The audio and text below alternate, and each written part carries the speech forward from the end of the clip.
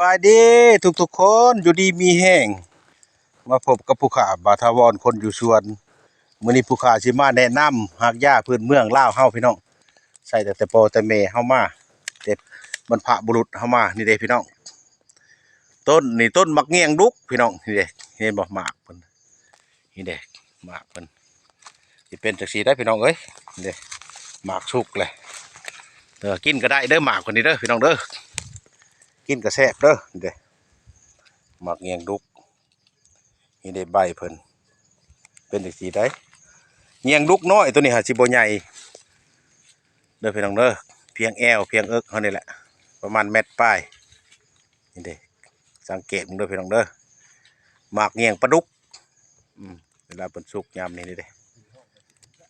แต่ละท้องถิ่นสิเอิ้นบ่คือกันบ่เรื่องใดพี่น้องเด้อ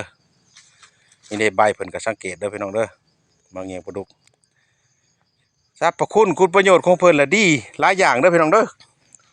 นี่เป็นพีภายในเป็นฟรีภายในเด้อ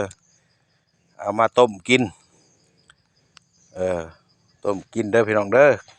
หรือว่าฝนก็ได้ฝนกินนะฝนอะไรก็ใส่น้ำมะนาวน้ำพวกนั้นเป็นพีภายในพีปอดพีตับ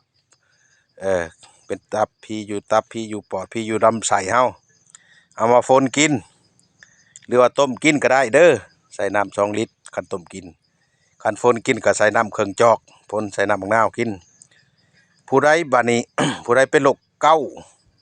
ปวดน้ำเส้นน้ำเอ็นน้ำคอน้ำแข็งเอามาต้มกินเด้อพี่น้องเด้อขุดเอาหากเพิ่นหรือเอาลำเพิ่นก็ได้เอาหากก็ได้เด้อพี่น้องเด้อเอามาใส่กันกับเป็นเสียวหางนาคต้นเสียวหางนาคแล้วก็หญ้าหยุบสร้างเด้อพี่น้องเด้อแล้วก็เครือมวยข้าวก็ได้มวยแดงก็ได้เด้อพี่น้องเด้อเอามาใส่กันเด้อพี่น้องเด้อถ้าผู้ใดเจ็บปวดน้ำเส้นน้ำเอ็น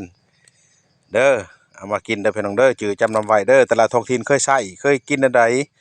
คอมเมนต์มาบอกบาทาวรเด้อมักเงียงดุกเด้อพี่น้องเด้อนี่เด้มักเงียงปลาดุกนี่เด้เด้อพี่น้องเด้อ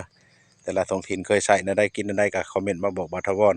อันนี้ผู้ค้ามาแบ่งปันมาแนะนำให้ฮู้จักเด้อพี่น้องเด้อเอาบุญเอาคุณนำกันถ้าผู้ใดเคยใช้เคยกินแล้วก็คอมเมนต์มาเด้อให้อยู่ดีมีแห้งเด้อผู้ใดเป็นพญาโรคาใดก็เอาไปกินแล้วก็ให้ดีให้เศร้าให้สร้างให้เศร้าเด้อพี่น้องเด้ออ้าวอย่าเจ็บอย่าจนร่ำรวยกันสาธุอยู่ดีมีแห้ง